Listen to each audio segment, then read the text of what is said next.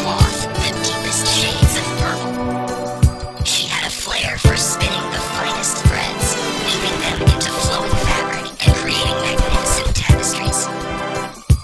People flocked to watch her hands flying across her loom, as if thread sprung directly from her fingertips. But as praise for her work grew, so did her pride. Arachne could often be heard boasting about her skills, declaring that her talent surpassed anyone else's, mortal or divine. She refused to see weaving as a gift from the gods. Rather, she flaunted it as her own personal genius. Unfortunately, the goddess of wisdom and crafts, Athena, overheard Arachne making these claims. Planning to teach the ungrateful girl a lesson, Athena disguised herself as an old woman and stole amongst the mortals. She berated Arachne in public. How dare the weaver claim herself greater than the gods? But Arachne only laughed, barely looking up from her loom. Provoked, the old woman threw off her cloak to reveal her true form. If Arachne insisted on defaming the gods, Athena would challenge her to a contest directly. Masking her shock at the appearance of the gray-eyed goddess, Arachne accepted the challenge. Athena drew up her own glittering loom as a great crowd gathered to watch. The weavers began, eyes fixed and shuttles blurring. Athena conjured wisps of cloud from above and slender threads of grass from below in a spectacle of strength. She wove tremendous scenes that showed the power of the gods.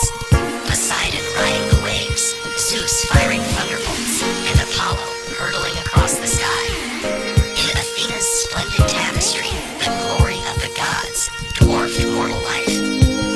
But Arachne had no interest in boosting godly egos.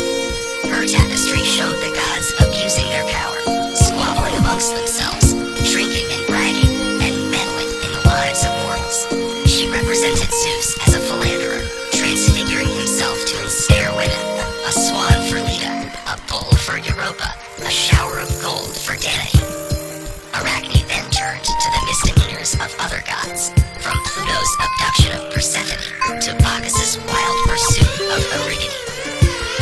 Even though she cast the gods in the most unflattering light, Arachne's work shone with her dazzling skill.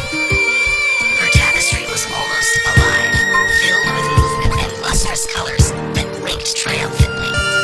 When Athena saw Arachne's undeniably better and flagrantly subversive work, she flew into a rage and turned on the human weaver. Arachne's glee dimmed as she felt her body shrinking and contorting. Her fingers waved wildly as her arms stuck to her sides, and black hair sprouted all over her body. The goddess left Arachne with a single spool of thread unfurling from her belly, a slim reminder of her human talent. For challenging the assumption that the gods were untouchable, Athena had shrunk her adversary into the first spider. To this day, Arachne and her children spin out her penance. Or is it undaunted persistence in the shadows of giants?